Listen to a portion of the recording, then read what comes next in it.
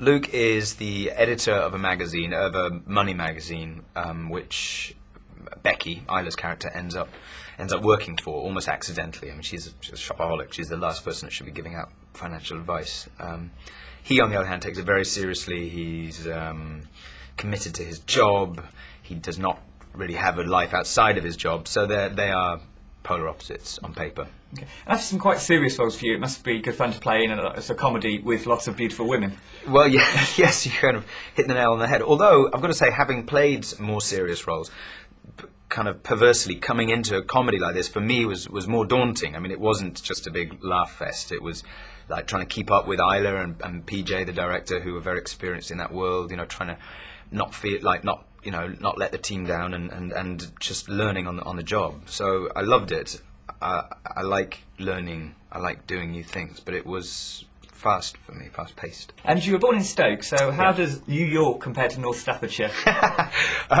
It's not a comparison that I've heard made many times, neither in Staffs or in the Big Apple. But I mean, you couldn't ask for two more different worlds. It's weird for a boy from Stoke and then in Newcastle under Lyme. I mean, that's where I lived from the age of 5.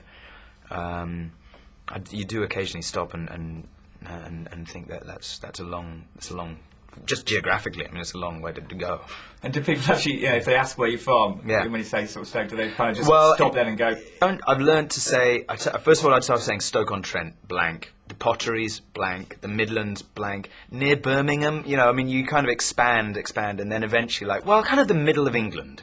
It's on a level with Wales. Near London? Well, and also, it's such a huge country there. The idea of somewhere being, whatever it is, 4 hours away from London, to them, it's like next door, So it's hard to explain to them that distance almost means something different here. Okay. And in the movie, you were kind of a bit of a closet clothes junkie. In reality, you don't sort of show it. But can you actually, in real life, can you speak further? No, I'm like my character to some degree, but I think he's both more extreme in both directions. He hates shopping. He says that anybody who shops too much is defining themselves by their clothes, and I like a nice piece of clothing, whatever. I don't live to shop, but I also don't condemn it. But at the same time, he also turns out to know rather a lot more than he's letting on, and that's not true of me. Nobody has ever made that claim for me. And so what's the most expensive item of clothing you've ever, what's the most you've ever spent? I've racked my brains for this because other people have asked the question, and I really don't know. I mean, there is no standout. I remember once trying to buy a leather jacket, and then you inevitably get that call from the Visa company because they think that somebody's nicked your card, which goes to show that I don't often spend, lots of money on leather jackets.